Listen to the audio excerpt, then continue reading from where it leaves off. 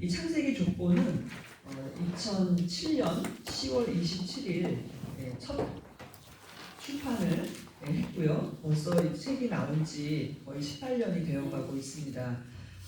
이 책의 내용은 원로 목사님께서 기도하시고 받으신 은혜로 집필하셨는데 이미 60년대에 그 원고가 다 완성이 되어 있었어요. 그런데 이제 2007년이라는 그 시간에 어떻게 출판을 하시게 되었는가 할 때 그때 이제 저자이신 박윤신 목사님은 연세가 80세이셨어요. 창세기 족보가 나올 때. 그래서 이제 많은 분들이 언젠가는 내가 책을 낸다 이렇게 말씀을 하셨는데 왜 이렇게 늦은 시간대 우리가 사람의 생각을 볼 때는 연세가 이제 80이면은 인생을 마무리하실 그런 시점에 책을 출판하기 시작하신 거죠. 그래서 왜 이렇게 좀 일찍 책을 내셨으면 얼마나 좋았겠느냐 이제 이렇게 아쉬워하는 분들도 많이 있었는데요. 원로 목사님께서는 그게 다 하나님이 정하신 때가 있다고 이렇게 말씀을 하시면서 교회가 책을 출판할 수 있을 정도로 부흥이 되기를 기다리셨다 이렇게 말씀을 하시더라고요. 그러니까 이 책은 세상 출판사에서 낼 수 있는 책이 아니기 때문에 교회가 출판사를 세울 수 있을 정도로 교회가 부흥되기를 그래서 열심히 목회를 하셨죠. 그리고 두 번째는 처음에 이 책이 나올 때 사람들은 이 책의 가치에 대해서 잘 알지 못할 거라고 말씀을 하시면서 성도님들이 이 책을 많은 목사님들과 많은 성도들에게 이렇게 나누어줘야 되는데 그것도 어느 정도 먹고 살아야 책을 나눌 수 있다는 거예요. 그래서 성도님들이 먹고 살고 선교를 할 수 있을 정도로 여유가 될 때까지 또 기다리셨다라는 이제 이 표현을 하시고 그 다음에 이 책은 성경을 연구하는 분들이 이 책을 볼 때 받아야 되는데 그렇게 되려면 우리나라 사람들이 어느 정도의 그 지적인 교육 수준이 좀 올라와야 된다라고 표현을 하신 거예요. 그래야 이 책을 제대로 이해할 수가 있기 때문에 그 60년대만 해도 우리나라에 신구약 성경이 다 보급되지도 않고 신약 성경만 주로 가지고 다녔던 그런 시절이 있었더라고요. 그런 때에 이 말씀은 구약에 대한 가치를 알지 못하죠. 그래서 그 시대상을 잠깐 살펴보면은 1960년대에 원로목사님께서 교회를 개척하실 때 같이 동역하셨던 저희 교회 그 여운초 목사님이라는 여자 목사님이 계세요. 근데 지금 살아계시는데 올해가 100살이셨어요. 그래서 5월 5일 날 이 여 목사님 백수 저희가 잔치를 이렇게 준비를 하고 있는데 이 목사님도 여자 목사님이신데 이제 이북에서 월남을 하신 거죠. 6.25 때 서원하고 이제 월남을 하시면서 원로 목사님을 처음 만나게 됐을 때 그 원로 목사님께서 그렇게 질문을 하셨대요. 전도사는 한 고무신 살 때 한 짝만 사나 이렇게 물어보셨대요. 그러니까 이제 이분이 생각할 때 아니 제가 바보가 아닌데 아니 신발을 짝을 왼쪽 오른쪽 짝을 이렇게 책을 사지 그러니까 고무신을 사지 한 짝만 사는 사람이 어디 있겠냐고. 그랬더니 이제 원로 목사님께서 그다음 하시는 말씀이 고무신은 두 짝을 살 줄 알면서 성경은 한 짝 가지고 누구 영혼을 구원하러 다니냐 이렇게 책망을 하셨다는 거예요. 근데 그 당시에 여목사님은 잘 아시는 파란 껍데기 신약 성경과 시편이 있는 윤희호 성경이 그때 당시에 많이 공급이 됐잖아요. 그래서 여목사님이 그게 간증을 하시더라고요. 그 당시만 해도 많은 목회자님들이 예수님이 이 땅에 오셨으니까 우리는 구약은 건너뛰고 신약만 배워도 구원받을 수 있다 이렇게 가리키는 목사님들이 많으셨다는 거예요. 그리고 여 목사님도 그 당시 갖고 계신 성경은 신약 성경만 있었다는 거죠. 근데 원로 목사님 통해서 구약과 신약이 한 짝이다. 그래야지 이 성경이 온전하다 이렇게 배우시면서 놀라셨다는 거예요. 그래서 본인이 개척하시던 성도들과 함께 원로 목사님에게 그 목회 사역에 같이 하시면서 오늘도 지금도 설교하시고 기도해 주시고 있는 이제 목사님이 그 간증을 그러니까 저희만 해도 저는 이제 80년대부터 저희 교회를 다니기 시작했고 90년대 초에 전도사로 임명을 받았기 때문에 그 이전의 역사는 잘 알지 못하죠. 그런데 그 목사님을 통해서 원로 목사님께서 그 성경을 신구약을 다 읽어야 된다는 것을 가르치시고 저희 교회가 여섯 명 정도로 시작한 그 가정교회에서 시작이 되었는데 오늘날 이렇게 크게 부흥하게 된 원인은 딱 한 가지였다는 거예요. 성경을 계속해서 가르치신 거예요. 그래서 구속사 시리즈 나오기 전에는 그러면 어떤 말씀을 선포하셨느냐 이렇게 물어보신다면은 신구약을 다 가르치셨어요. 그래서 저는 되게 신학교를 갈 때 대학교 4년 동안 저는 이제 586 세대예요. 데모하던 시대죠. 그렇기 때문에 학교에서 휴강이 너무 많았어요. 그러면 이제 교회를 와서 성경을 읽고 또 원로목사님께서 그 당시만 해도 젊으셨을 때이기 때문에 모든 예배를 다 인도하시고 또 예배가 없는 날은 또 수양관에서 특별 집회를 많이 하셨어요. 그래서 제가 다 따라다니면서 이제 성경을 배웠는데 한 번 말씀을 증거하실 때에 성경 구절만 100구절이 넘는 거예요. 그러면 이제 그것을 다 찾아가지고 저는 성경을 이제 읽기를 시작한 거죠. 근데 찾다 보면은 워낙 성경을 너무 잘 설명을 해주시니까 구절만 찾는 게 아니라 앞뒤로 다 찾게 되는 거예요. 그러다 보니 저도 모르게 신구약 성경에 대해서 눈이 열리게 된 거죠. 그래서 신학교를 갈 때 그 총신대학교는 이제 성경 시험이 있잖아요. 신구약 전체. 나중에 이제 교수님들이 저한테 그러더라고요. 너는 일반 학부를 나왔는데 성경 시험 성적이 이렇게 뛰어나냐? 이렇게 물어보시는 거예요. 그래서 제가 그랬죠. 저는 박유신 목사님한테 성경을 배웠기 때문에 그런 것 같다. 제가 그렇게 말씀을 드렸던 기억이 납니다. 그래서 그 신구약 성경을 읽지 않으면 이 구속사 시리즈는 어떻게 보면 어려운 책일 수밖에 없죠. 특별히 창세기 족보라는 그 구약의 책을 통해서 우리가 하나님의 구속사를 공부한다는 것은 특별히 창세기를 보는 눈을 활짝 이렇게 열려주는 책이다. 그래서 여러분이 구속사 시리즈를 처음 접하시는 분들도 있고 이미 공부를 많이 하신 분들도 계실 텐데요.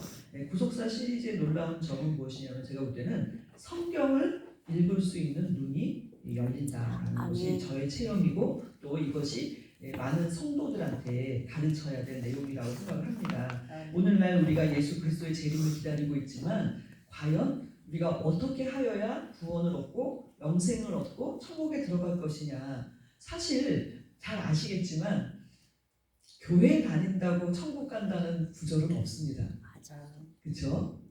요한복음 5장 39절에는 너희가 성경에서 영생을 얻는 줄 생각하고 성경을 상고하거니와 이 성경이 곧 내게 대하여 증거했다. 예수님이 말씀하셨잖아요. 그러니까 우리에게 예수님은 영생을 얻는 방법을 성경을 상고함으로 그 성경의 주인공이신 예수 그리스도를 아는 것이 바로 영생에 이르는 방법이라고 가르쳐 주셨습니다. 그래서 오늘날 코로나로 인하여서 한국 교회가 많은 어려움을 겪고 있고 또 많은 기독교인들이 또 많은 믿지 않는 자들에 의해서 또 이렇게 손가락질을 당하는 그런 일들이 너무나 많기 때문에 어떻게 보면 한국 교회, 전 세계 교회도 마찬가지고요. 전도하기가 너무 어려운 때를 만났다고 할 수가 있겠습니다. 네, 그러나 이 구속사 시리즈는 성경을 읽게 만들어 주기 때문에 오늘날 이 시대에 가장 적합한 책이 아닌가 생각이 듭니다. 왜 그러냐면은 신구약 성경은 뭐 당연히 한국말로 여러 가지 버전으로 번역이 되었고 목회자분들도 아시겠지만 오늘날 히브리어 헬라어 성경을 통해서 우리가 신구약 성경의 참된 뜻을 연구하는데 너무나 많은 도구가 우리에게 주어져 있기 때문이에요. 그래서 어렵지만 오랜 시간이 걸리지만 목회의 방향을 성도들이 성경을 공부하고 성경을 읽고 그리고 성경을 통해서 구원의 확신을 얻는 그러한 시간은 오래 걸리지만 그것이 마침내 영생의 열매를 얻는 그런 성도들로 양육할 수 있다는 확신을 얻으시고 목회의 방향에 큰 도움이 되셨으면 하는 바람이 있습니다. 오늘 3, 4강의 제목은 구속사 시리즈의 그 목차 가운데 보시면은 책을 여러분들이 이제 읽어보시면 가장 좋겠는데요. 제 2장에 해당하는 내용이 되겠습니다. 그래서 2장에 해당하는 그 내용들을 여러분들에게 소개하려고 하는데요. 이 구속사 시리즈를 이제 공부하다 보시면은 제일 많이 듣는 단어 중에 하나가 바로 구속경륜이라는 단어입니다. 그리고 오늘 제목은 하나님의 구속경륜과 창세기 족보 어떤 관련이 있는지 살펴보도록 하겠습니다. 본문 말씀은 골로새 1장 25절 27절 말씀인데요. 이것은 후에 저희가 한번 찾아서 읽도록 하겠습니다. 먼저 하나님의 구속경륜이라는 단어를 볼 때 이 구속이라는 단어에 대해서는 우리가 이미 알고 계시는 내용이 되겠습니다. 우리를 구원하신다라는 그 구원보다 더 신학적인 단어가 구속이라고 할 수가 있겠죠. 왜냐하면 그 죄에서 구원한 뿐만 아니라 그 죄의 값을, 우리의 죄의 값을 예수님의 십자가 피로 대신 그 값을 치르시고 우리를 구원하신 그 내용을 우리는 구속이라고 이렇게 구속이라는 단어를 통해서 알 수가 있습니다. 자, 그렇다고 한다면 경륜이라는 말은 무슨 뜻일까요? 이 경륜이라는 단어가 신약 성경에 여러 번 나옵니다. 그래서 거기 이제 작은 1번으로 하나님의 경륜이라는 단어를 볼 텐데요. 경륜이라는 단어는요, 번역된 단어는 원래 헬라어 오이코노미아에서 나왔습니다. 그래서 여기에서 우리가 잘 아는 이코노미라는 단어가 파생되었는데요, 경제라는 뜻이죠. 그래서 이 경륜이라는 이 단어의 오이코노미아 헬라어는 일을 조직하고 경영한다라는 뜻을 갖고 있습니다. 마치 청지기가 집을 관리하죠. 물건을 사고 또 많은 사람들을 먹이고 입히고 또 청소하고 관리하듯이 하나님은 우주 만물의 창조주이면서 우주 만물을 운행하시는 분이죠. 그리고 인류 역사를 운행하시는 분입니다. 그래서 그 하나님께서 우리를 구원하기 위해서 지상에 오늘 우리가 섬기고 있는 교회와 그리고 예수 그리스도를 통해서 천하를 다스리는 경영하시는 것을 경륜이라는 단어를 통해서 표현되고 있습니다. 나라가 어렵고 또 교회도 어렵죠. 그런데 그 모든 인류의 역사, 대한민국의 역사, 또 우주 만물을 운행하시는 그 모든 역사가 하나님의 경륜을 따라서 운행되고 있다는 사실입니다. 그래서 그 하나님의 경륜은 자기 백성을 구원하기 위해서 하나님께서는 먼저 우주 만물을 운행하신다라는 사실을 생각해 볼 수가 있습니다. 예를 들어서 해가 뜨고 지고 또 계절이 바뀌어서 이제 봄바람이 불어오니 겨울에 한기가 많이 가셔가고 있죠. 이와 같은 만물의 운행은 그 질서가 매우 정확하다는 것을 우리가 알고 있죠. 믿지 않는 사람들은 그것을 자연이라고 부릅니다. 자연이라는 뜻은 스스로 알아서 움직인다. 거기에는 누가 어떠한 목적으로 운행하시는지에 대한 주체가 없습니다. 그냥 자연이 알아서 그렇게 움직인다라고 동양사상에서는 가르치죠. 그러나 우리는 천지 만물을 창조하시고 그 하나하나를 직접 하나님이 운행하시고 있기 때문에 그것을 하나님은 질서 있게, 예를 들어서 만약에 질서가 없다면 별과 별이 충돌하고 그 운행의 주기가 바뀔 수도 있는데 그 하나님께서 그것을 직접 운행하시고 있기 때문에 오늘도 해가 떴습니다. 그리고 계절이 바뀌어가고 있죠. 이와 같이 하나님은 시간을 적절하게 조절도 하시고 또 분배하시고 또 배열하시면서 계획하시고 지배하시고 관리하시는 그 모든 일도 바로 하나님의 경륜이라고 할 수가 있습니다. 일체의 가정이죠. 그래서 골로새서 오늘 본문의 말씀인데요. 1장 25절에서 27절을 보시면 예수 그리스도께서 이 땅에 오신 것도 바로 하나님의 이러한 경륜에 의해서 오셨다라고 말씀하고 있죠. 제가 읽어드리겠습니다. 골로새 1장 25절에서 27절 말씀입니다. 내가 교회에 일꾼된 것은 하나님이 너희를 위하여 내게 주신 경륜을 따라 하나님의 말씀을 이루려 함이니라. 사도 바울은 예수님을 핍박하던 자였죠. 그러나 예수 그리스도를 믿게 된 그 사도 바울을 회심시키는 이유는 사도 바울이 해야 될 하나님의 경륜이 있었다는 거예요. 그래서 그 말씀을 이루기 위해서 사도가 됐죠. 그런데 그 내게 주신 경륜의 내용에 대해서는 26, 27절에 이 비밀은 만세와 만대로부터로 감추었던 것인데 이제는 그의 성도들에게 나타났고 바로 예수님 자신이죠. 그리고 27절 하나님이 그들로 하여금 이 비밀의 영광이 이방 가운데 어떻게 풍성한 것을 알게 하려 하심이라. 이 비밀은 너희 안에 계신 그리스도이니 곧 영광의 소망이니라.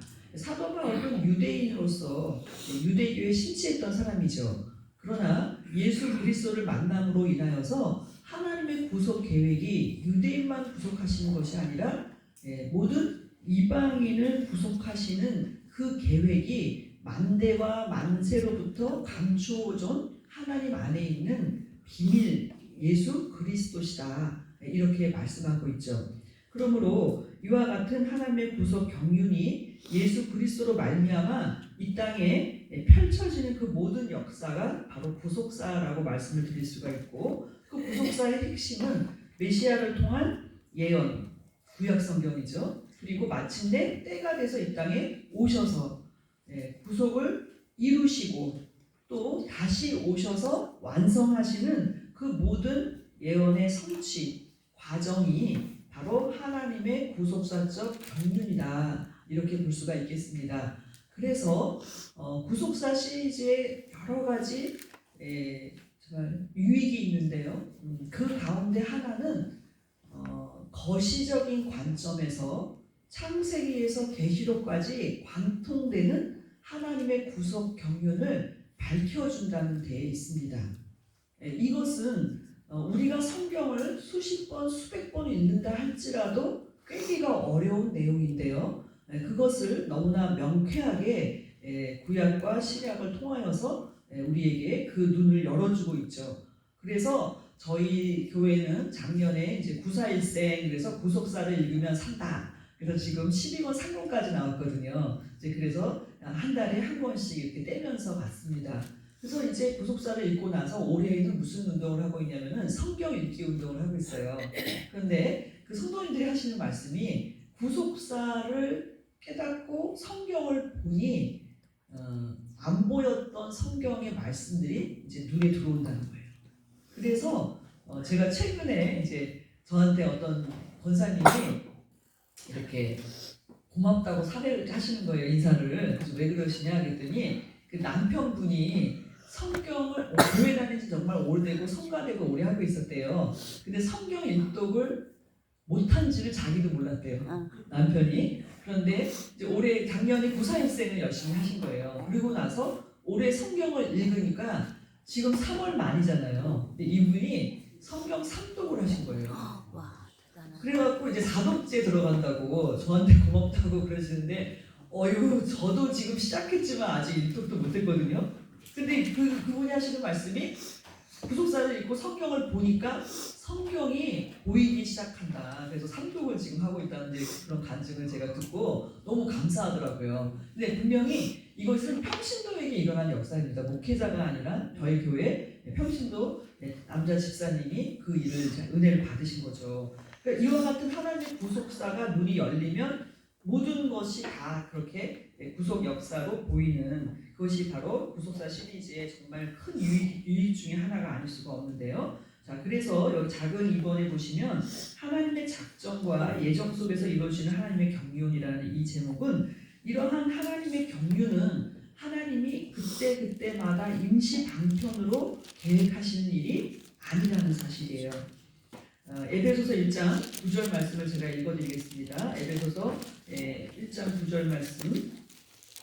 그 뜻의 비밀을 우리에게 알리셨으니 곧 그 기쁘심을 따라 그리스도 안에서 때가 찬 경륜을 위하여 예정하신 것이니 라고 말씀하고 있죠. 그러니까 하나님의 구속 경륜은 미리 예정된 것이다 라는 거예요. 하나님께서 이미 그 뜻을 정하시고 예정했을 때 때가 찬 경륜을 따라서 예수님께서 이 땅에 오시고 그 경륜을 따라서 그 비밀이 공개된다. 그래서 에베소서 3장 9절 말씀에도 보시면 영원부터 만물을 창조하신 하나님 속에 감추었던 비밀의 경륜이 어떠한 것을 드러내게 하려 하시리라. 그러니까 영원부터 만물을 창조하신 하나님께서 그 가슴 속에 감추어놨던 그 비밀의 경륜이신 예수 그리스도를 마침내 드러내게 하시는 역사다, 이렇게 말씀을 하고 있습니다. 그러므로 오늘 이 하나님의 그 구속 경륜은 구약 성경에만 미치고 예수님이 이 땅에 오심으로 끝난 것이 아니라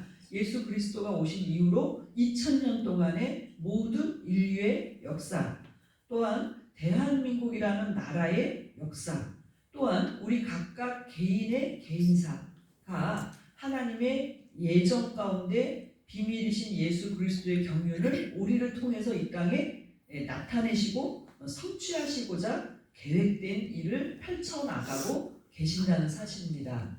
그래서 어제나 오늘이나 영원토록 동일하신 하나님이시라는 것을 우리가 믿어야 되겠습니다. 아멘. 어떻게 보면 이거 당연한 얘기 아니냐? 저번에 신학교에 가서 제일 충격받은 몇 가지가 있었는데요. 그 중에 하나가 뭐냐면은 구약의 하나님과 신약의 하나님이 다르다는 거예요. 여러분 생각은 어떠십니까? 이렇게 얘기하는 거예요. 구약의 하나님은 홍수로 심판을 했고 홍해를 갈랐고, 시내산에서 임재하시는 그런 기사이적을 행하시는 하나님인데, 아니 오늘날 그런 기사이적이 있냐? 그러니까 어떤 분은 하나님이 이제 연세가 많이 드셔가지고 힘이 빠지셨냐? 심지어는 구약 때 하나님은 그렇게 역사하셨지만 신약 때는 아니냐? 여러분 생각은 어떠십니까? 왜 그렇다면 오늘날에는 그런 기사이적이 없을까요? 답은 딱 한 가지입니다. 이미 말씀해 놓으셨기 때문에 하실 필요가 없어요. 맞습니까? 저는 대학교를 들어가면서 이제 교회를 다녔는데 제가 몇 번 간증을 했지만 그 자연 계시, 역사 계시, 모든 계시를 저는 다 체험을 했습니다. 왜냐하면 너무 모르니까. 하나님이 막 음성으로 내가 살아있다, 그리고 너 데모하면 지금 나가면 죽는다, 막 그런 음성들을 대학교 교정에서 들었었어요. 그리고 심지어는 가끔은 새가 말하는 소리도 듣고, 새가 말을 하더라고요 저한테. 그리고 가로수가 말을 하더라고요. 저는 제가 미친 줄 알았어요. 그러니까 만물이 진짜 하나님의 그 신성이 깃들어 있고 그들이 말을 못해서 그렇지 증거와 만물이 탄식한다는 거를 저는 봤단 말이죠. 근데 그때는 대학교 1학년 때까지예요. 제가 2학년 때부터 성경을 읽기 시작하니까 싹 없어지는 거예요. 약간 섭섭할 정도로. 근데 왜 없어졌느냐? 그 계시로 보여주신 그 것들이 성경에 이미 다 기록이 돼 있어요. 그렇기 때문에 말씀을 이미 다 하셨기 때문에 성경을 통해서 믿기만 하면 되는 것이지, 그 똑같은 기사이적이 우리한테 반복될 이유는 필요에 따라서 하시죠. 급하실 때. 그러나 그것은 무지하기 때문이에요. 성경을 통해서 하나님의 음성을 듣고 하나님과 대화하는 그것이 열렸을 때는 우리가 생각하는 그런 기사이적이 꼭 필요하다고 저는 보여지지 않습니다. 가장 큰 기사이적은 예수님 자신이고, 그리고 예수님께서 우리에게 영생을 주시기 위해서 성경을 주셨다는 사실입니다. 그렇기 때문에 이러한 성경을 통해서 배우는 일의 또 한 가지 유익은 무엇이냐면, 그 하나님의 직접적인 역사를 통해서 깨닫는 것보다 성경을 통해서 깨닫는 것이 훨씬 더 시간이 단축된다는 사실이에요. 저는 가끔 에녹이 300년 동안 하나님과 동행하다가 변화를 받았는데 우리는 300년 삽니까? 못 살아요. 그럼 에녹도 300년 걸렸는데 우리가 뭐라고 300년도 못 살면서 어떻게 변화를 받을 수 있을까? 솔직히 말씀을 드리면 그것이 저의 고민이었어요. 응답을 주시더라고요. 야, 그때는 성경이 없었다. 에녹 때는. 그걸 깨달으려면 자기 체험을 통해서 깨달았어야 되는 거예요. 그러나 우리는 말씀을 통해서 주셨죠. 그렇기 때문에 때를 단축할 수가 있다는 거예요. 그래서 저는 그게 믿어지니까 그 다음부터는 성경에 집중을 하게 되고 성경을 통해서 하나님을 알게 하시는 역사가 있죠. 자, 그래서 이제 가로 두 번째로 1페이지 중간입니다. 구속사의 그렇다면 내용과 범위는 어떻게 되는지 살펴보도록 하겠습니다.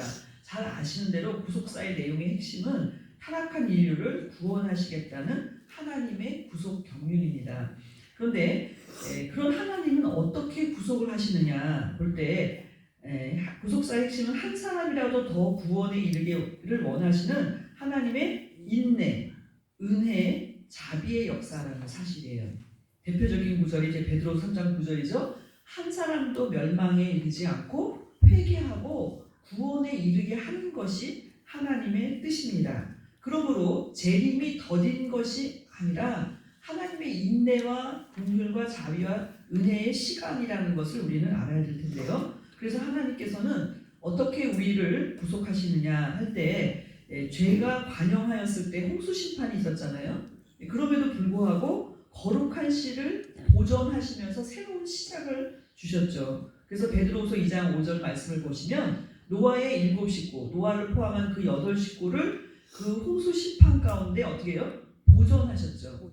그리고 그 거룩한 구루터기 씨를 최후의 구루터기로 남긴다고 이사야 6장 13절에 말씀하셨는데요. 이 말씀은 바벨론 포로라는 큰 하나님의 심판을 받아 나라가 완전히 멸망되는 그 지경에 이르렀어도 하나님은 구루터기를 남기셔서 다시 회생을 시키신다는 하나님의 구속의 경륜을 말씀을 해주고 있습니다. 저는 특별히 이제 이사야 6장 13절을 어떻게 응답을 받았냐면요. 아시는 분들은 아시겠지만 저희 교회는 지금 현재 큰 환난을 겪고 있습니다. 교회가 정말 분열되고 쪼개지고 되는 그러한 위기를 여러 번 지금 계속 맞고 있죠. 하나님께서 왜 이런 일을 우리에게 주시고 우리는 어떻게 하여야 되느냐, 우리를 향한, 우리 교회를 향한 하나님의 계획이 무엇입니까? 물어보지 않을 수가 없어요. 그때 주신 응답이 이사야 6장 13절이었어요.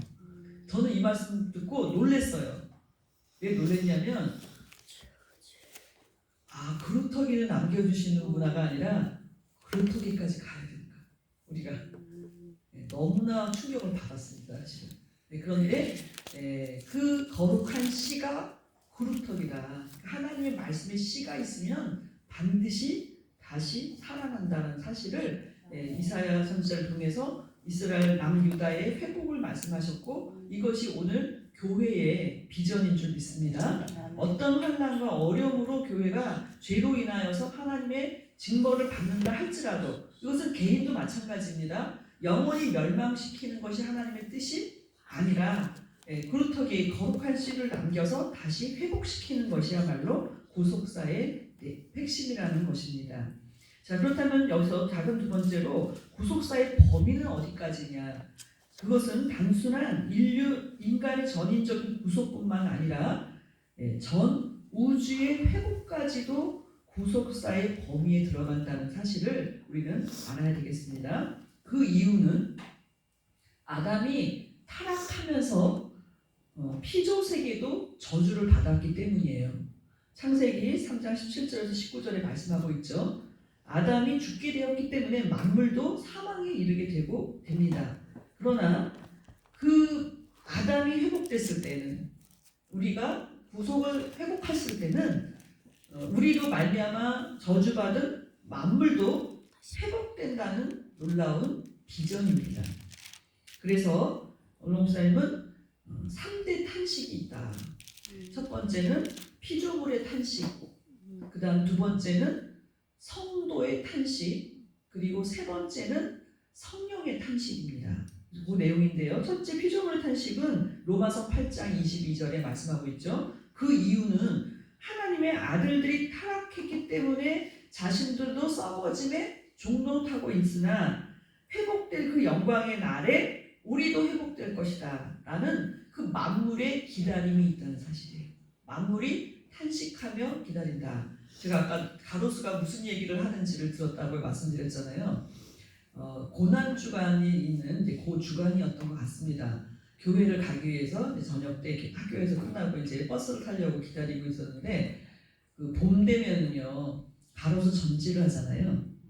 그러면 좀 예쁘게 전지를 주면 얼마나 좋겠어요? 톱으로 그냥 전기톱으로 그냥 댕가당 어떤 건지 아시죠? 근데 그 가로수 바로 옆에 가로등이 있는 거예요.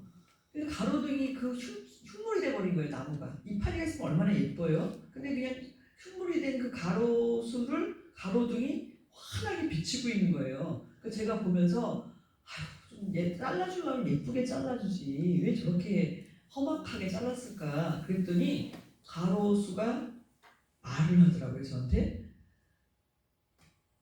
자기도 너무 싫다는 거예요. 이 머리 스타일이. 근데 숨을 수 있는 다리가 없대요. 그래서 온팡 당해야 된다는 거예요. 그때 알았어요. 나무의 슬픔은 다리가 없구나. 네, 숨을 수가 없다는 거예요. 깜짝 놀랐어요. 그때. 아니 물론 제가 정신이 좀 이상하다고 생각하셔도 할 수는 없습니다. 그러나 어쨌든 그때 당시에는 이 나무도 슬프구나. 이제 그거를 제가 느끼고 참. 그러니까 어쨌든 이 피조물의 탄식 소리를 사도 바울은 들은 거예요. 하나님의 아들들이 빨리 회복돼서 우리도 좀 빨리 회복해달라. 네, 그런 탄식이죠.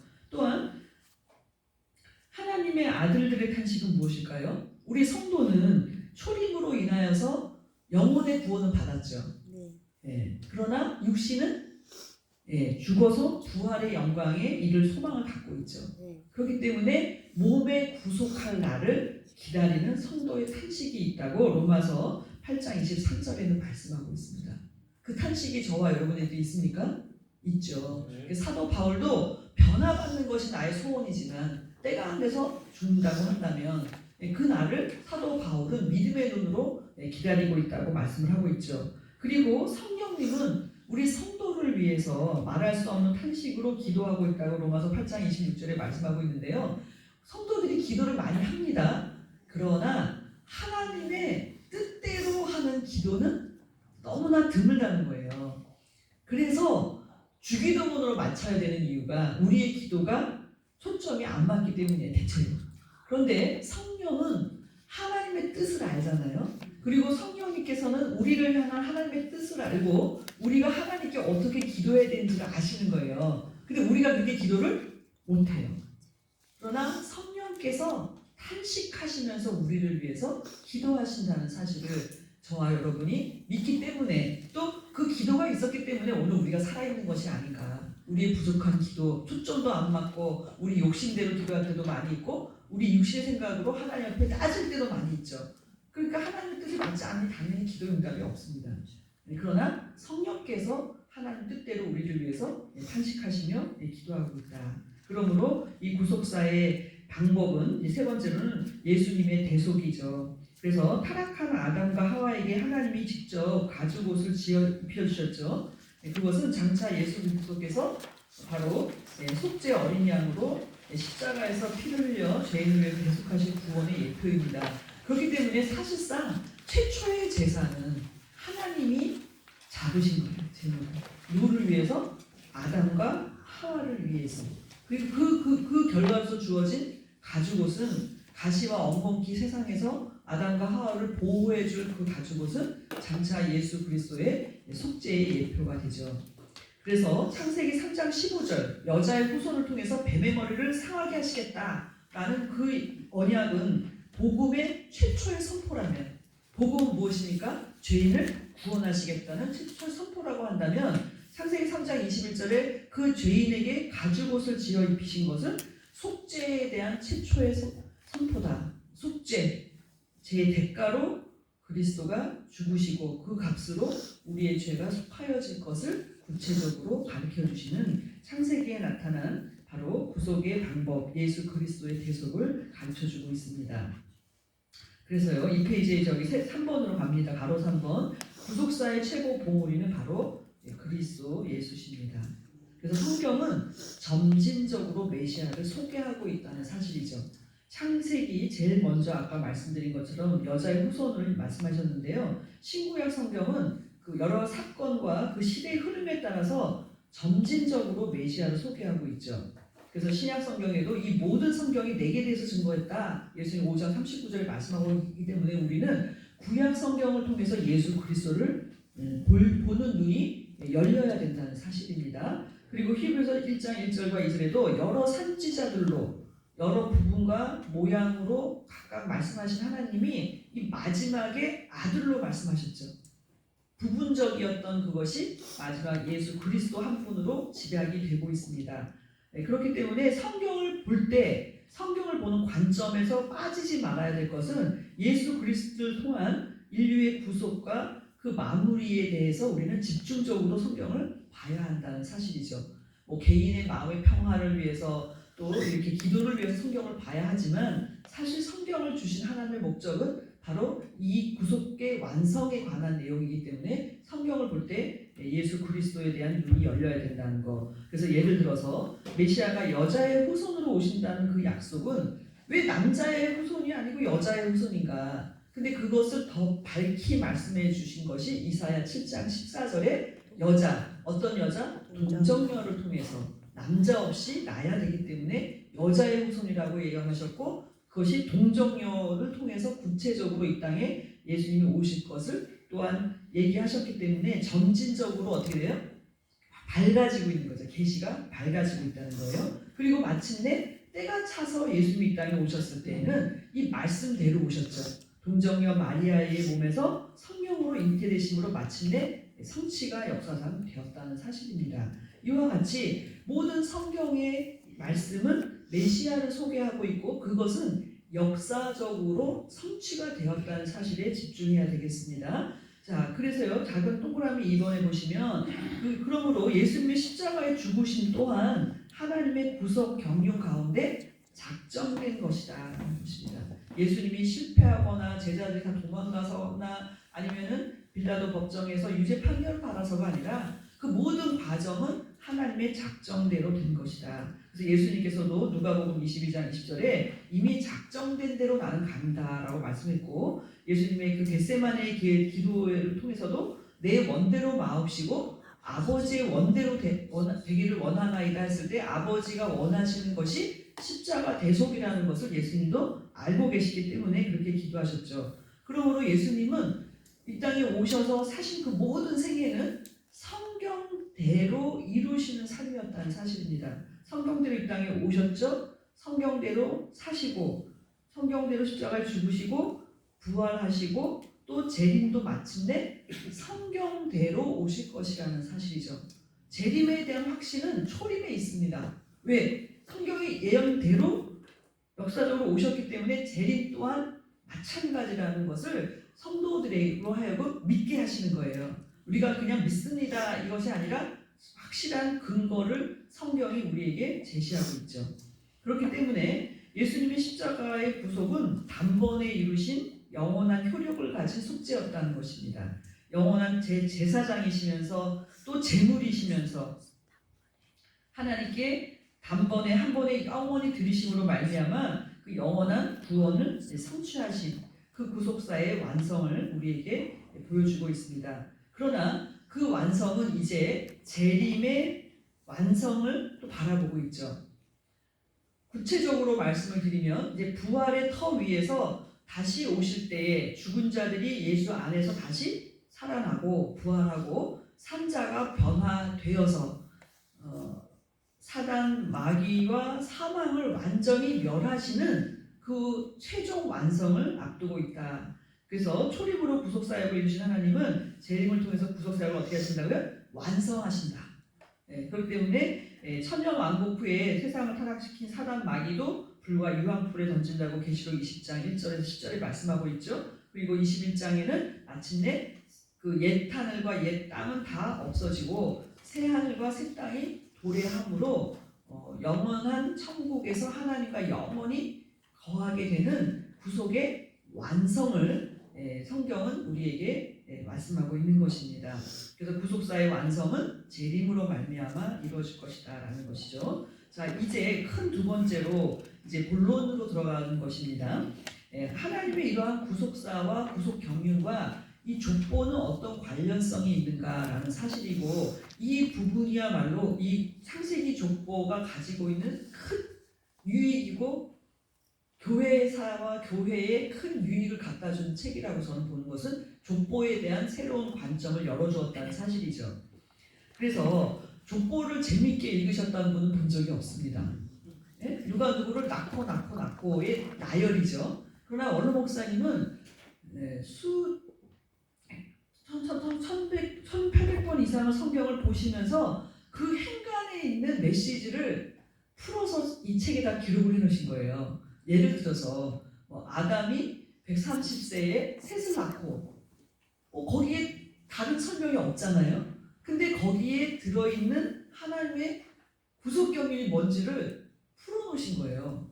처음에 저는 너무 깜짝 놀랐어요. 왜냐하면은 이게 이런 뜻이었나? 그러면서 다시 족보를 보게 되는. 자, 그래서요 보시면 자 동그라미 1번에 보시면요, 이 족보 속에는 구속사의 핵심적인 흐름이 있죠. 창조와 타락과 회복의 주제가 족보 속에 기록된 인물들을 통해서 명백하게 어떻게 하고 있다? 제시되고 있다는 사실이에요. 그 창세기 여러분 나중에 이제 그 다음 강의 보시면 창세기 5장 족보도 공부하실 거거든요. 그 창세기 5장 족보의 아담부터 노아까지의 역사를 보시면은 창조와 타락과 회복의 그 사이클이 두 번이나 나타나요.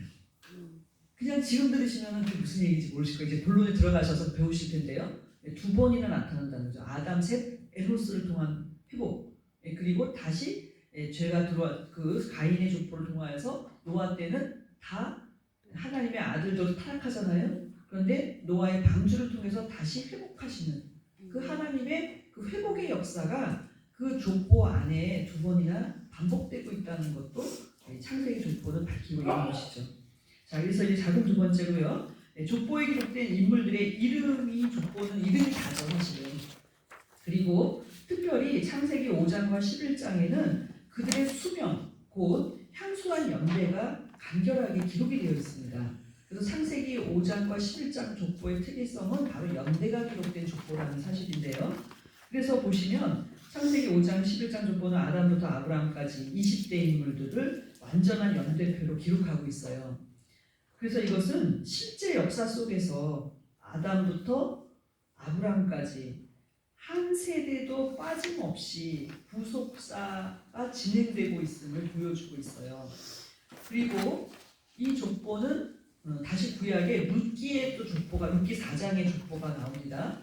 그것은 다윗의 족보예요. 그리고 가장 큰 족보는 역대기에 나오는 역대상 1장부터 9장의 족보죠. 왜 이 족보가 가장 큰 족보냐면요, 아담부터 시작해서 바벨론 포로에서 돌아오기까지의 그 신앙의 사람들을 방대한 분량으로 기록하고 있기 때문이에요. 잘 아시다시피 역대기는 바벨론 포로에서 돌아온 에스라가 기록한 것으로 알려져 있잖아요.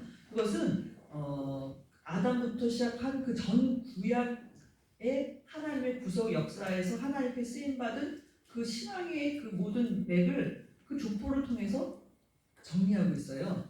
그래서 원로 목사님께서는 만약에 하나님께서 나보고 66권 성경 중에 한 권만 가져라 이렇게 만약에 물어보신다면 당신은 역대기를 갖겠다고 그러시더라고요. 정말 예상 밖이었어요. 저도 역대기지? 근데 역대기 속에 다 들어있대요. 성경 66권에. 그렇게 한번 설명하신 적이 있습니다. 그래서 역대기 족보에 관해서는 이제 구속사 시리즈 여러분들이 이제 그 5권에 가시면은 또 거기서 또 공부를 할 수 있습니다. 자, 그래서요, 족보는 무의미한, 그래서 마침내 마태복음 1장 족보와 연결이 되죠. 그래서 족보는 무의미한 이름의 반복이 아니라는 사실이에요. 구속사의 핵심을 다루고 있고, 또 족보를 그러므로 연구하는 것은 구속 경륜을 가장 확실하게 찾아내는 지름길이 돼요. 왜냐하면 족보 속에 수백 년, 수천 년이 압축되어 있거든요. 근데 그것을 풀으면 성경이 몇 권이 나온단 말이에요. 근데 그 족보를 통해서 그 속에 하나님이 어떤 뜻을 가지고 기록하셨고 하나님이 어떤 구속의 계획을 갖고 계신지를 빨리 찾아낼 수 있는, 그래서 어느 목사님은 지름길이다. 족보를 연구하는 것이 성경의 구속 경륜을 밝혀주는 지름길이 된다. 그래서 광맥이라고 표현했어요. 광맥. 엄청난 광맥이다. 자, 그렇다면 이제 족보의 형식과 흐름은 참고적으로 우리가 상식적으로 좀 알고 넘어가야 되겠습니다. 성경에 기록된 족보를 보시면 상향식 족보와 하향식 족보의 두 가지 형식을 가지고 있죠. 상향식은 자손에게서 조상으로 올라가는 족보, 대표적으로는 누가복음 3장 족보가 되겠습니다. 예수님으로 시작해서 아담, 하나님까지 올라가는 놀라운 족보죠. 또한 조상에서 후손으로 내려오는 하향식 족보는, 대표적인 족보는 마태복음 1장 또 창세기 5장 11장의 족보죠. 그래서 하향식 족보가 더 많은데요. 하향식 족보의 특징은 무엇이냐면은 마지막 등장하는 인물의 초점이 모아져 있습니다. 창세기 5장은 누구에게? 노아에게. 창세기 11장은 아브라함에게. 그리고 마태복음 1장은 예수. 그렇죠. 예수 그리스도에게 초점이 있죠. 왜? 구속사적으로 가장 중요한 인물들이 되기 때문이죠. 그리고 또한 성경에는 수직적인 족보도 있지만 수직적인 족보는 직계의 혈통만 다른 장자들만 쭉 연결된 직계. 그러나 수평적인 족보, 한 인물의 여러 아들들을 한꺼번에 기록하는 족보, 특별히 창세기 10장에 나오는 셈, 함, 야벳의 모든 후손들의 족보는 바로 수평적인 족보에 해당이 되겠습니다. 그렇다면 이것은 족보의 형식이고요. 성경에 나타난 족보는 크게 두 가지 흐름이 있다는 것도 우리는 알 수가 있는데요. 그것은 하나님의 구속사적인 뜻을 성취해 나가는 신앙적인 자손들의 족보. 예를 들어서 창세기 5장 족보는 아담의 후손 가운데 세 계통의 족보죠. 또한 그러나 반대로 그 뜻을 대적하는 불신앙적인 자손들의 족보, 창세기 4장에 나오는 가인의 족보도 있다는 사실이에요. 그러나 성경의 핵심, 중심적인 족보는 어떤 족보일까요? 신앙의 자손들의 족보죠. 그래서 창세기 5장 아담부터 11장 아브라함까지 이어지는 신앙의 자손들의 보여주는 족보는 마태복음 1장과 연결이 되죠. 아브라함과 다윗 자손, 예수 그리스도의 세계라. 그래서 예수님에게서 열매를 맺는 영원한 족보가 되죠. 왜? 우리도 예수 그리스도 안에 있는 생명책에 기록될 것이기 때문에. 그러나 불신앙적인 족보는 선민을 괴롭히고 자기들의 문화와 문명을 화려하게 건설했죠. 창세기 4장의 가인의 족보가 그 대표적인데요. 그러나 그 족보는 라멕에게서 끊어지고 말았어요. 7대손 라멕. 그 이유는 무엇일까요? 홍수 심판 때 다 멸망을 당했기 때문이에요. 그러므로 그 홍수 심판에서 구원을 받은 노아를 통해서 족보가 이어지고 가인의 족보는 끝났다는 사실이죠. 그것은 인자의 임함이 노아 때와 같다는 말씀과 같이 오늘날도 마찬가지인 거죠. 예수 그리스도로 말미암아 신령한 노아와 같은 구원받는 자의 계보가 있는가 하면 마지막 심판 때 유황불에 사라질 그러한 심판도 있다는 사실을 우리에게 보여주는 교훈이라고 할 수가 있겠습니다. 자, 이제 마지막으로 창세기 족보를 살펴보도록 하겠습니다. 창세기를 잘 아시는 대로 창세기는 크게 두 개로 분류가 되죠. 1부는 1장에서 11장까지의 원 역사, 그리고 아담부터 아브라함까지 이 역사는 약 2023년의 역사를 기록하고 있어요. 11장까지가 2023년. 그리고 아담의 후손 중에서 그 아브라함 한 사람을 하나님이 갈대아 우에서 이제 불러내시는 역사로 마감이 되고 있죠. 그리고 이제 12장이 시작됩니다. 그래서 2부는 12장부터 50장까지 4명의 족장들의 역사인데요. 아브라함, 이삭, 야곱, 요셉, 그리고 개인의 삶을 중심으로 한 280년의 역사를 기록하고 있는데, 여기서 우리가 알 수 있는 것은 무엇이냐면 1장부터 11장까지는 짧죠. 그리고 당연히 10장부터 50장까지가 분량이 많은데 연대로 볼 때는 2023년의 역사고 11장까지가, 그리고 그 뒤는 280년의 짧은 역사인데 왜 분량이 이렇게 차이가 날까를 살펴본다면 올로 목사님은 이것을 이렇게 설명하셨어요. 1장부터 11장까지의 역사는 족보로 축약을 했다는 거예요. 5장 족보와 11장 족보로. 그 긴 역사를 족보로 기록해놨기 때문에 분량이 짧아 보이지만 훨씬 더 긴 역사라는 사실이에요. 그리고 그 이후에 나오는 4대 족장의 이야기는 왜 중요하냐면 우리가 구원을 어떻게 받을 수 있는지, 아브라함, 이삭, 야곱, 요셉을 통해서 삼자의 하나님의 맥을 어떻게 이어가는 구원의 예표를 구원받는 자의 예표로서의 그 사람의 그 네 명 4대 족장의 그 이야기를 매우 자세하게 기술하고 있다는 점입니다. 그래서 앞에 1부는 족보로 많이 압축되어 있다는 것을 볼 수가 있죠. 그래서 두 번째로 이제 창세기에 나타난 10개의 족보 톨레도스는요, 창세기 1장부터 50장 전체가 10개의 족보로 구성되어 있다는 놀라운 관점입니다. 그래서 이 족보라는 단어 톨레도시 10번 나와요. 창세기에 1장부터 50장까지. 그래서 보시면 우리 한글로는 다양하게 번역이 됐어요. 대략, 계보, 사적, 후예 이렇게 돼 있죠. 약전. 그러나 이 여기 지금 제가 그 구절과 그 대략, 계보 요것도 진하게 해놓은 부분들은요, 히브리 원어로 볼 때는 다 톨레도시입니다. 예, 그래서 첫 번째는 하늘과 땅의 족보예요. 예, 이것은 참 놀라운 거죠. 창세기 1장 4절에 천지의 창조된 대략이 이러하니라. 근데 그 대략은 뭐예요? 족보예요. 그러니까 천지에 창조된 족보가 이러하다. 직역하면 이런 뜻이 됩니다. 그리고 창세기 5장 2절 아담 자손의 계보가 이러하니라. 역시 족보죠. 톨레도시고요. 창세기 6장 9절에 노아의 사적 역시 톨레도시입니다. 그리고 창세기 10장에 아까 말씀드린 그 수평적인 족보는 노아의 아들 셈, 함, 야벳의 후예 역시 족보죠.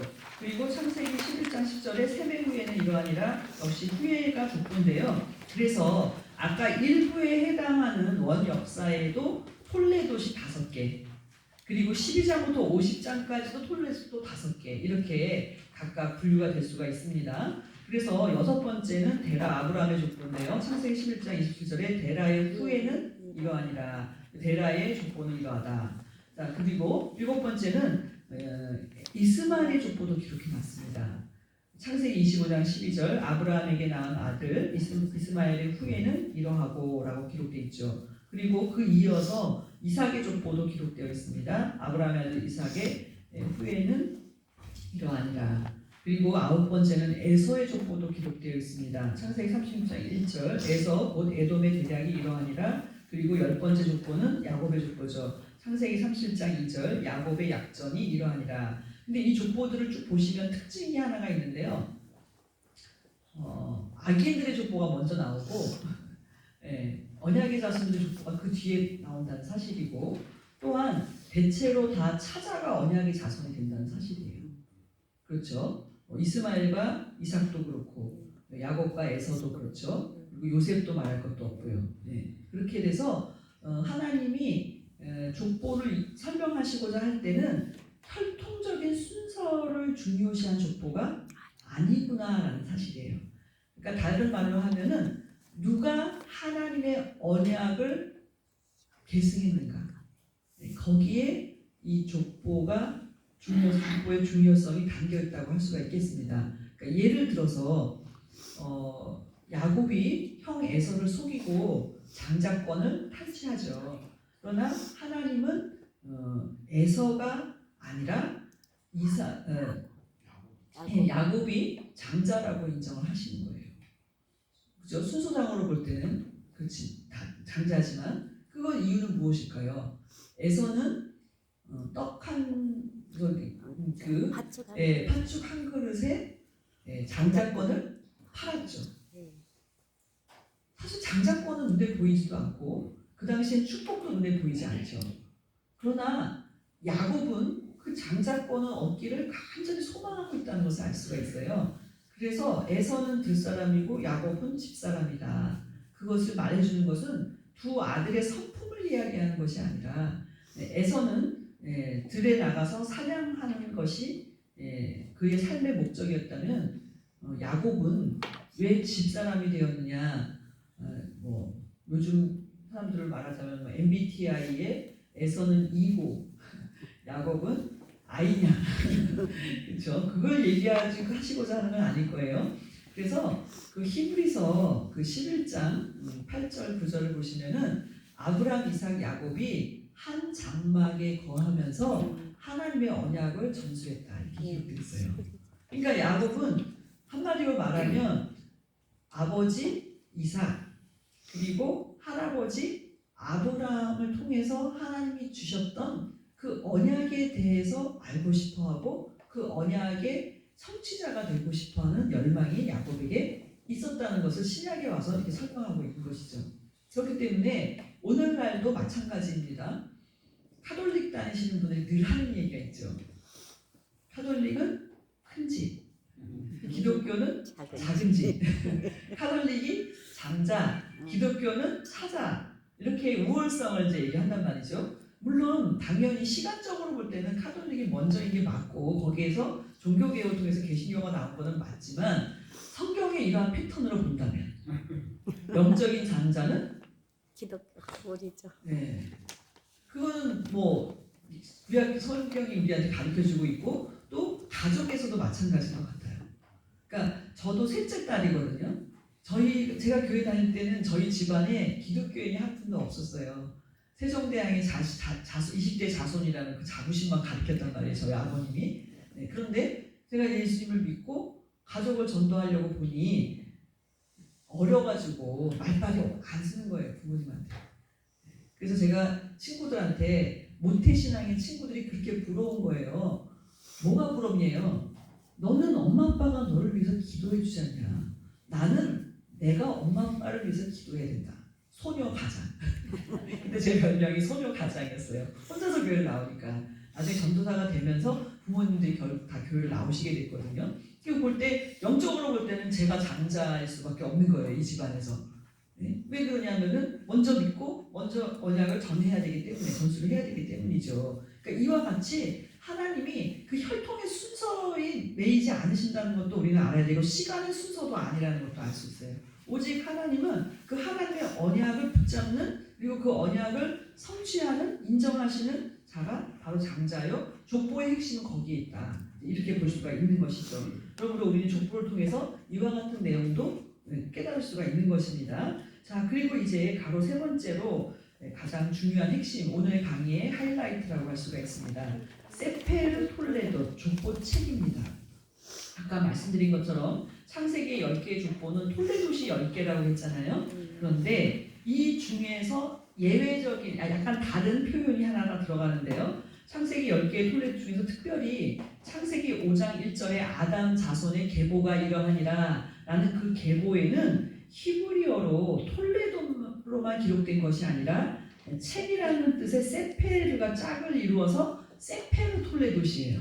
그러니까 다시 말씀을 드리면 창세기 5장 1절의 아담 자손의 계보에만 히브리 원어로 세페르 톨레도 족보 책이라고 기록되어 있다는 사실입니다. 나머지 족보는 그냥 톨레도시입니다. 그러니까 창세기 5장 1절만 세페르 톨레도 족보 책이죠. 이는 창세기 5장의 아담의 계보, 아담부터 노아까지의 10대죠. 이 자체가 완성된 기록물, 한 권의 책과 같은 완성체라는 거예요. 창세기 5장 1절부터 32절까지의 그 족보가. 그리고 법적인 효력을 지닌 하나님의 계약 문서책과 같다.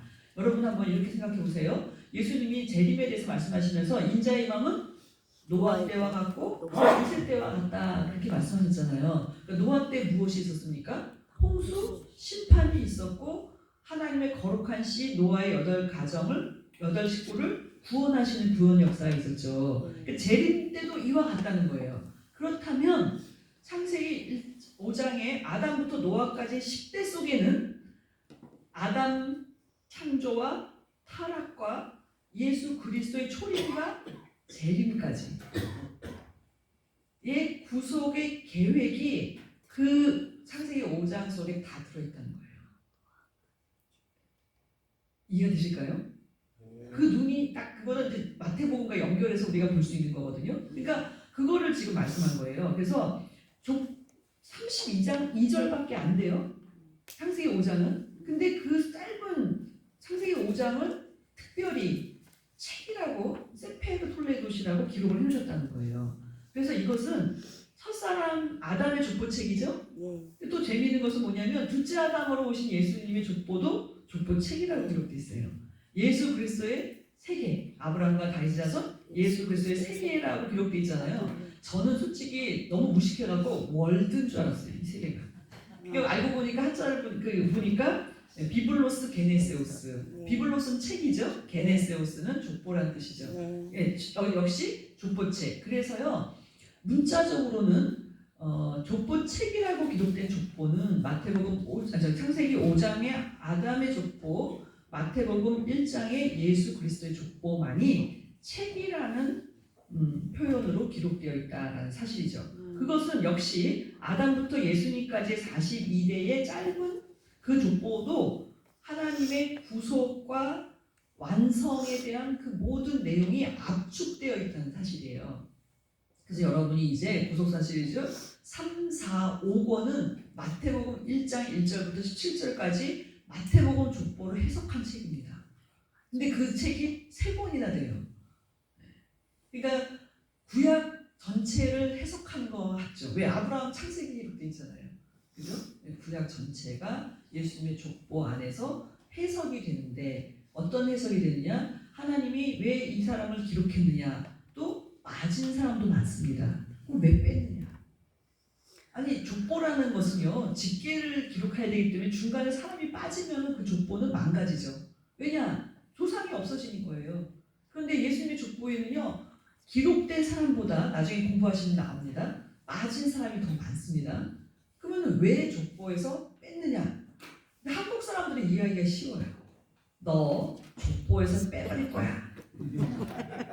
저희 아버님이 저한테 하셨던 얘기. 교회 간다니까. 족보에서 빼버린다. 근데 별로 안 무섭더라고요. 세종대왕이 위대하시긴 하지만 저는 예수님의 족보에 들어가는 게 더 영광스럽게 생각하기 때문에 할렐루야. 네, 그렇게 저는 생각을 하는데요. 그래서 세종대왕님도 좋으시죠. 우리가 제일 좋아하는 그 만원권의 얼굴도 탁 계시고 제가 전주에 갔더니 전주이시잖아요. 그랬더니 이제 막 재미있게 얘기를 해드렸더니 거기 있는 목사님이 어쩐지 닮았다는 거예요. 또 너무 나가셨다고 세종대왕하고 닮았다고 20대 웃었는데 제가 그거는 아닌 것 같습니다.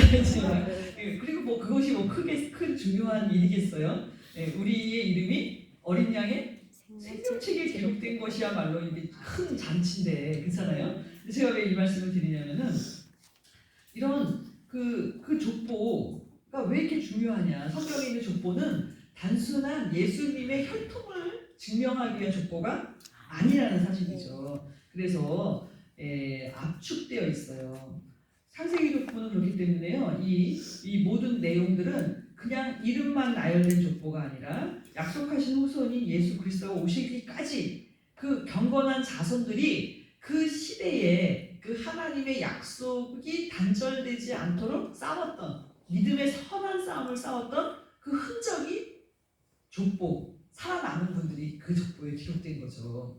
그렇기 때문에 너무나 위대한 족보가 된다는 사실이죠. 그리고 거기에는 단순히 아담부터 노아까지가 살았다는 뜻이 아니라 그 10대의 족보를 통해서 예수 그리스도의 초림, 아담과 예수님과 재림의 역사가 앞으로 어떻게 진행될 것인지를 미리 보여주는 예표가 되는 족보이기 때문에 족보 책이라고 불리고 마땅하다는 사실입니다. 우리가 아직까지 그렇게 보지도 못했죠. 그래서 이제 시작이십니다. 창세기 족보 공부하시다 보면은 바로 그 부분에 대해서 알게 될 거라고 생각이 듭니다. 자, 그래서 이제 마지막으로 그렇다면 그 창세기 족보를 어떤 식으로 우리가 연구해야 되느냐 연구 방향을 6가지로 여러분에게 소개해드리고 마치도록 하겠습니다. 먼저는 각 인물의 이름이 뜻이 매우 중요합니다. 왜냐하면 이름은 그 사람을 다른 사람과 구별짓는 기호가 되죠. 고유한 이름이 되기 때문이죠. 그리고 그 이름 속에는 그 사람의 존재, 속성, 또한 인격도 들어 있습니다. 그리고 그러한 그 이름을 지어진 부모가 그 자손을 향한 소망과 기대가 들어 있어요. 그 이름 속에는. 그리고 그 시대의 시대상이 또 그 이름에 담겨 있습니다. 노아라는 이름을 왜 아버지 람에게 노아라고 지었는지 성경이 창세기 족보에 기록하고 있잖아요. 이 아들이 우리를 안위하리라. 그 뜻은 무엇입니까? 노아 때 죄악이 관영하여서 평강이 없고 심판밖에 없을 그 시대에 노아가 우리를 구원할 구원자가 되기를 소원하는 마음으로 라멕은 노아라는 이름을 지었다고 기록하고 있죠. 그렇다면 노아가 살았던 그 시대상은 마지막 재림 직전에 타락한 세상의 모습을 그대로 우리에게 투영시켜서 보여주고 있다. 그렇기 때문에 그 수천 년 전에 5천 년 전에 노아의 이야기가 그 5천 년 전에 죽은 이야기가 아니라 산 말씀으로 오늘 우리에게 설교하고 있다는 사실입니다. 또한 그 출생과 수명을 기록하고 있다는 것은 매우 특별합니다. 인물의 나이는요, 출생한 시대의 시대와 역사성을 반영하죠. 예를 들어서 창세기 5장의 족보의 평균 수명은 912년이나 됩니다. 그 시대는 900세 이상 살았어요. 그런데 11장으로 넘어오면 많이 줄어들죠. 그리고 오늘날에는 120년까지 줄어들었습니다. 그렇다면 우리가 살고 있는 시대가 어떤 시대인지 그 수명을 통해서도 알 수가 있죠. 그리고 그 역사는 어떤 역사성을 갖고 있는 시대였는지 또 종교적인 배경, 사회적인 배경은 수명에 어떤 영향을 미쳤는지를 연구할 수 있는 중요한 자료가 되는 것이 바로 수명입니다. 그리고 이제 여러분들 보시면은요, 아무나 수명을 기록하지 않아요. 그렇죠? 아까 아브라함, 이삭, 야곱, 요셉에 대해서 있잖아요. 이분들의 공통점은 무엇일까요? 수명이 기록되어 있다는 사실입니다. 그것은 그분들의 삶이 하나님의 구속사적으로 기억해야만 할 의미가 있기 때문이에요. 하나님이 그것을 기억하시고 그 기억을 우리에게도 전수하기를 원하시기 때문에 그분들의 수명이 중요합니다.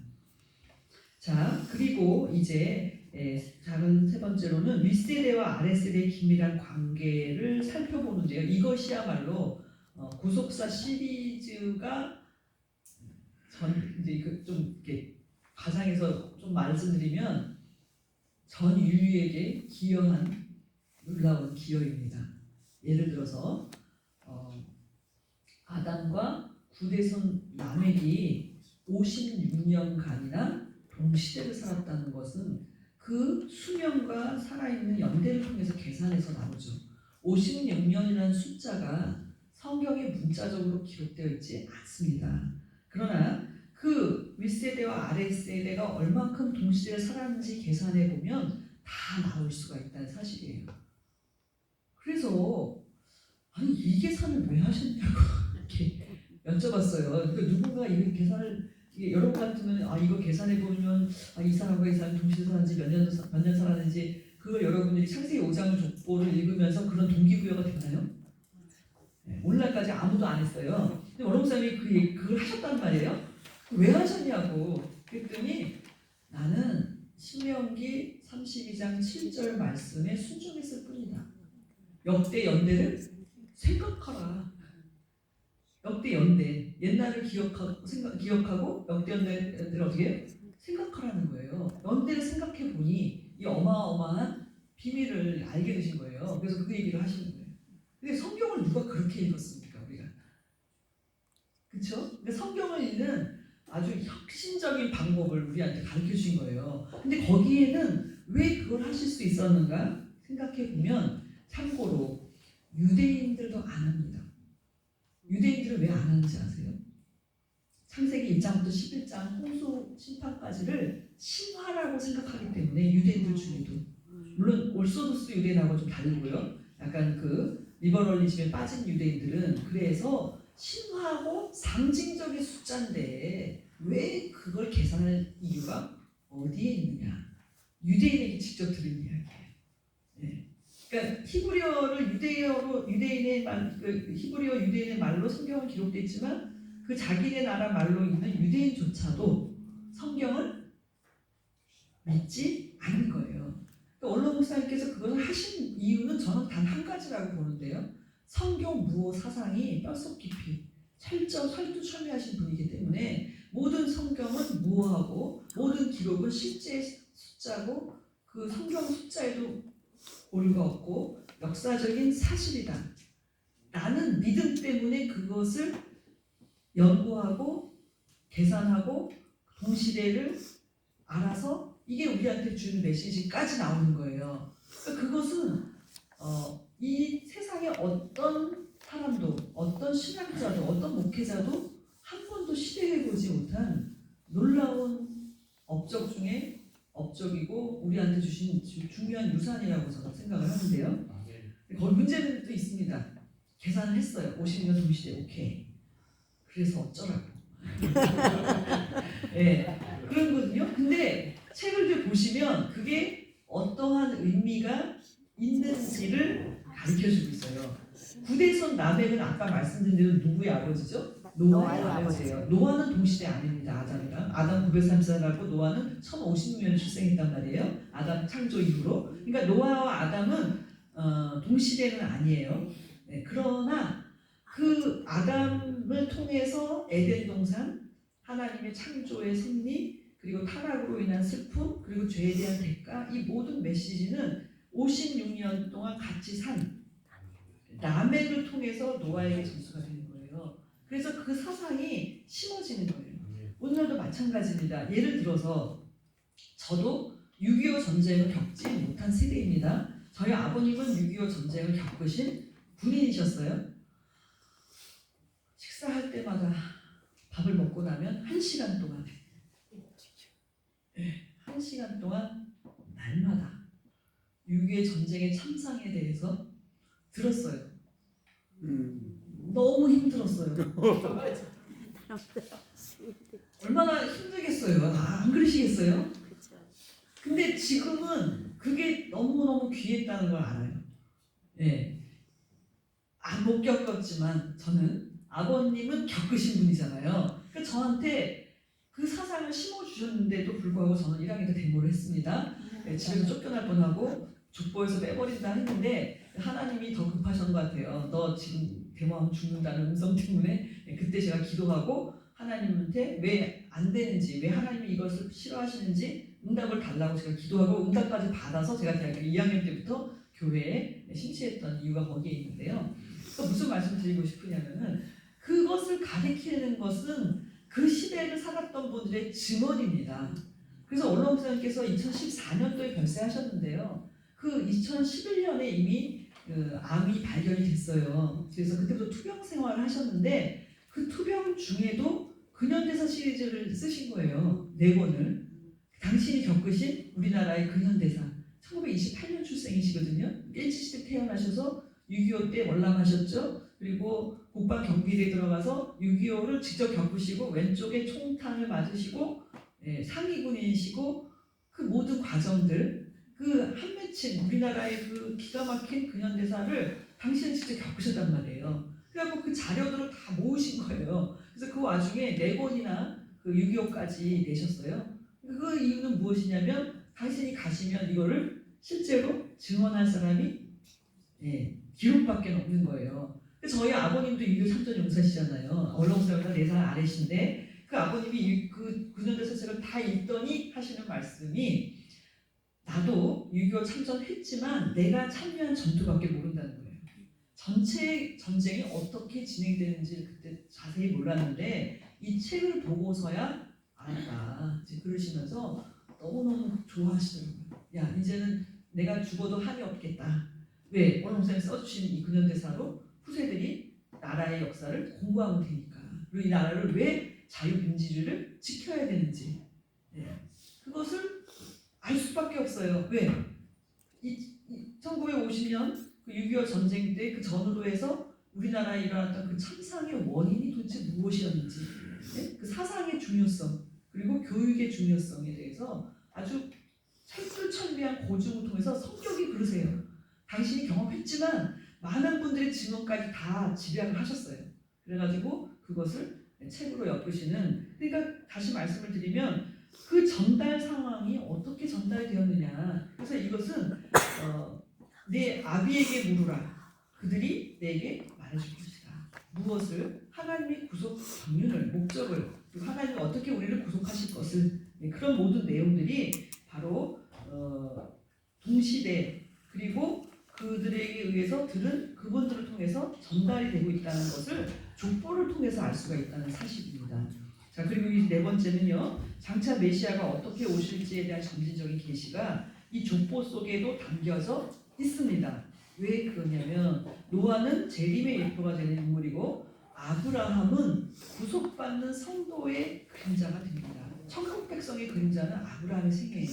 그렇기 때문에 그 모든 삶은 메시아의 구속 역사와 관련이 돼 있다는 것을 알 수가 있죠. 그리고 이제 5번째로 중요한 인물들에 대해서는 덧붙여져 있는 설명이 있어요.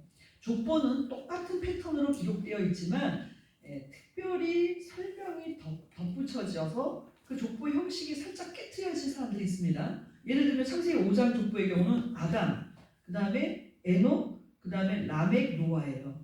그러니까 이분들에 대해서는 특별한 설명이 붙여 있어요. 그것은 그 설명이 기록된 그 사람의 생애는 더 특별한 관심을 가지고 봐야 된다는 사실이에요. 하나의 사인입니다. 왜? 형식을 깨고 있기 때문이죠. 11장 족보도 마찬가지인데요. 자, 그래서 우리는 여기서 다시 이제 작은 6번째로 이제 결론으로 갑니다. 족보가 언급되고 있는 앞뒤의 그 시대적인 위치도 족보를 통해서 알 수가 있습니다. 이것은 무슨 말씀이냐면요.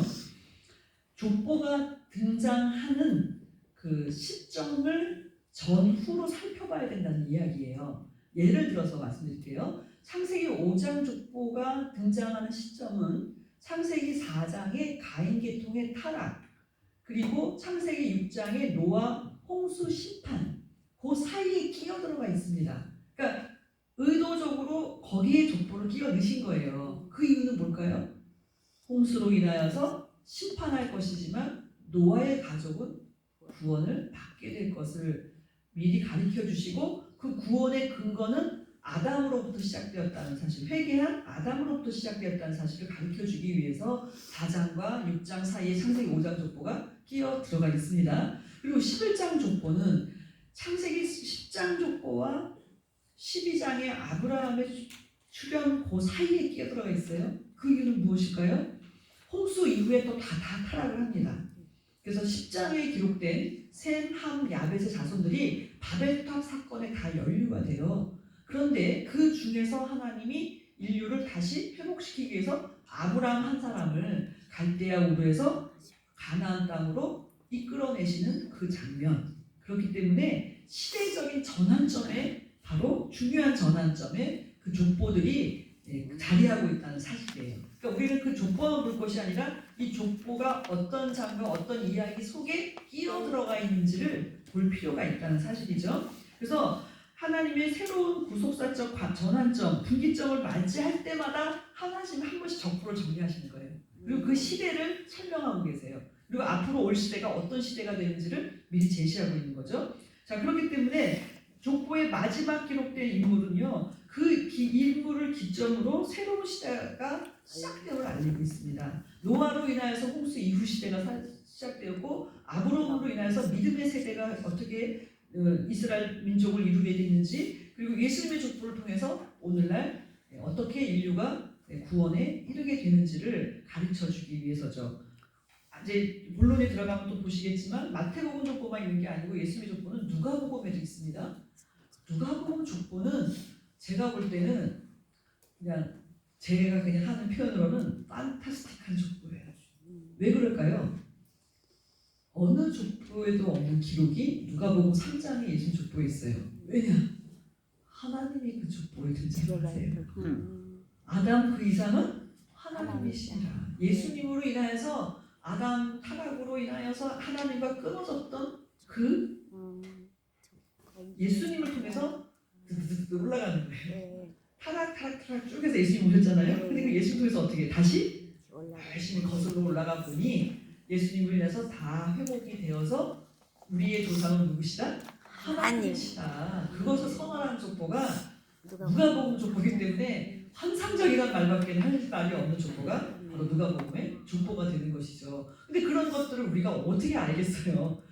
구속사 시리즈에 그렇게 써놨기 때문에 알게 된 거고, 그것을 보고 와 감탄하고 감사하게 되고, 이 기중성을 우리가 이제 알아들이고 또 더 나아가서 나는 어떻게 족보에 기록될 수 있겠는가 하는 그러한 질문에 대한 또 답을 얻는 것이 바로 구속사 시리즈 족보의 이야기의 아주 큰 핵심이라고 할 수가 있겠습니다. 오늘 제가 말씀드리는 것은 정말 서론에 불과하고요. 이제 본론으로 들어가서 창세기 5장과 11장 족보를 통해서 이 강의가 정말 하나님의 나라의 길을 가는 길을 밝히 환히 보여주시는 놀라운 그 시온의 대로가 확 뚫리는, 열리는 그런 우리 목사님들이 섬기시는 교회와 가정과 모든 성도님들 되시기를 소원합니다. 기도드리시겠습니다.